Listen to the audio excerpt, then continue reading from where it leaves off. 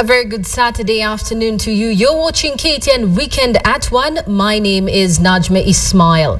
Former Prime Minister and court leader Raila Odinga has condemned the torching of a church in the coastal town of Mombasa following protests by Muslim youth over the killing of Sheikh Ibrahim Ismail.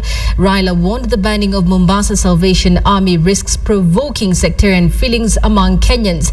Nonetheless, the court leader affirmed the war on terror should not be reduced into a religious conflict. Tukilaani tukio hili la kinyama ya kupiga mtu na risasi, tunataka vile vile kushawishi wenzetu wa Kenya wasiingie katika hii mtego ya maadui ya Wakenya kujaribu kutugawanya kama kidini. Uislamu sio ujambazi. Uislamu ni amani. Kwa hivyo wale ambao wanaua kwa jina ya dini ni majambazi na mpaka wachukuliwe namna hiyo.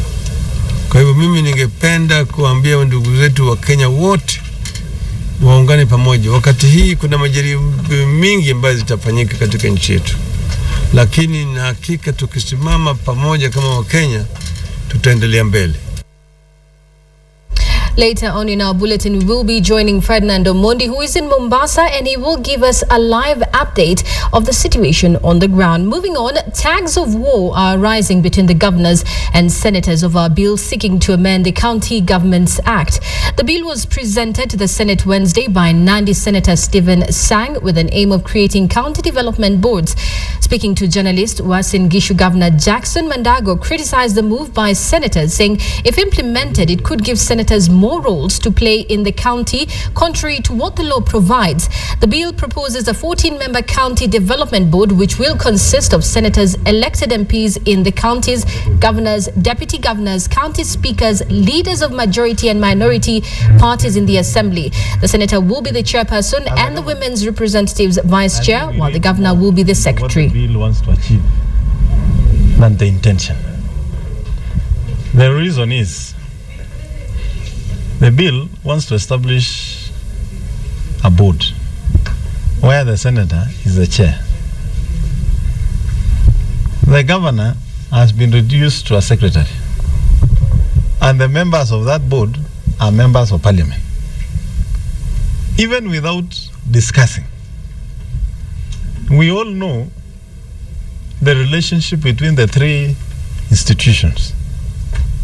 What will happen to a county where the governor has bad relationship with members of parliament? Maybe because of the different political persuasions they believe in. And you are saying these development agendas must go through this board before it goes to assembly. So if they don't pass, nothing goes to assembly and we get stuck. We now revisit our earlier story about the Mombasa chaos, and we're joined by Ferdinand Omondi via phone link, who is in Mombasa. Ferdinand, if you can hear me. How is the situation on the ground? Well, at the moment, everything appears to have gone back to normal. There was a lot of traffic on the road of Mombasa, signal that people have finally come out to continue with their business. We're going to the Majengo area. The people who visited the area early in the morning only found that the shops have finally opened, even at the center where there was chaos. The same applies to Kisauni. Our sources who stay around that area said that the public transport had resumed. Most of those roads had been closed down yesterday. So at the moment, Mombasa has resumed normal services as opposed to the situation as it was yesterday. Ferdinand, how many people have so far been arrested in connection with the incident? The last number we had was 24, and we have not yet received any information contradicting that. So I believe that the number still stands at 24. Those who were arrested in connection with the violence, especially in Majengo and Kisauni, where there was a lot of destruction and looting, including some people getting stabbed. And we expect that since they'll be spending their days over the weekend in the coal cells, then on Monday perhaps charges will be filed against them. And Ferdinand, maybe just before we wind up, what is police saying about Abu Makaburi, who has constantly been saying that his life is in danger? Well, Abu Makaburi, as he is popularly known, he has been very vocal in castigating the police. He strongly believes that the murder of Sheikh Ibrahim, and indeed even that one of Abu Drogo, was carried out by the ATPU. The police have challenged him. County Commander Robert Kituru yesterday said that he should not just be speaking about the possibility of police being involved, but come forth with concrete evidence. There also talk that there has been a warrant of arrest issued for him. I picked this up with the county commander, and he said there's no such thing. However, I did confirm that Makaburi and even the late Sheikh Ibrahim and many other people here in Mombasa are on the police radar. They're being monitored over possible links with terror cells in the country. Some of them for a variety of reasons. For example, Sheikh Ibrahim was being monitored over possible radicalization of youth in this region, and some other links which we have not been told. So yes, these people are being monitored, many others that are not yet in the public domain. But as it stands now, the police are challenging him to come forward with information. Otherwise, they say they might take up legal action if these accusations continue and what is perceived to be incitement of the public against the police. Well, thank you very much. Ferdinand Omondi speaking to us live there from Mombasa. Moving on, several journalists in Murang'a have recorded police statements alleging threats by area governor Mwangi wa Iria after they allegedly exposed a syndicate in registration of vehicles for cabinet secretaries in the county. The journalists claim they had received threatening text messages and calls from the governor, claiming he would deal with them since the report was out to taint his image. This was after the journalists sought to clarify the issue that had been raised by residents of the county on why 9 vehicles issued with county number plates had been changed to civilian registration plates. Responding to the allegations on phone, Iria said that the problem with the county vehicle registration number plates was not confined to Murang'a alone.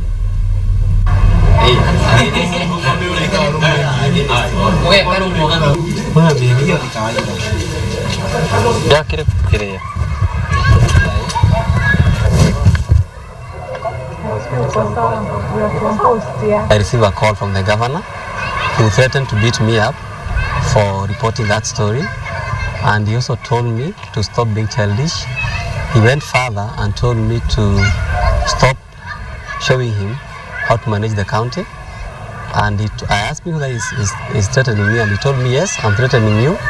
And of course he told me to report the threats wherever I want to be. He told me, he used the words that I should not teach him how to manage the affairs of Murang'a County.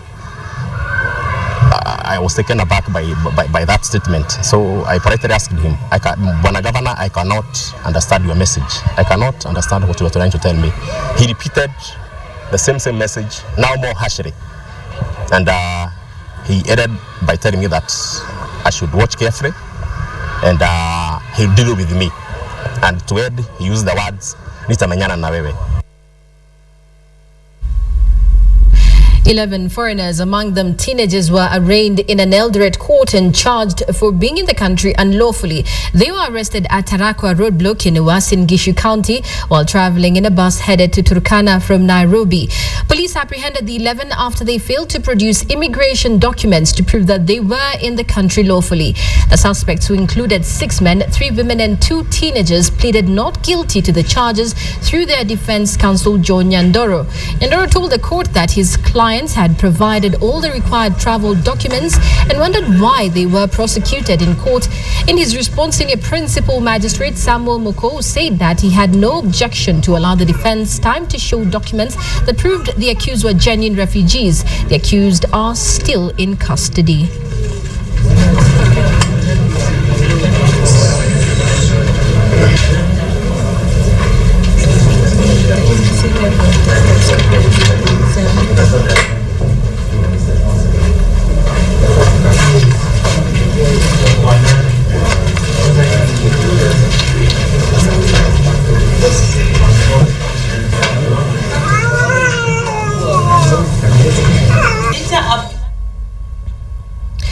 Embu County Governor Martin Nyaga Wambora wants the law repealed to allow the governors to support primary and secondary schools in their respective counties. Speaking in Embu, the governor said his hands are tied and he cannot spend the 100 million shillings he has for education to support the needy.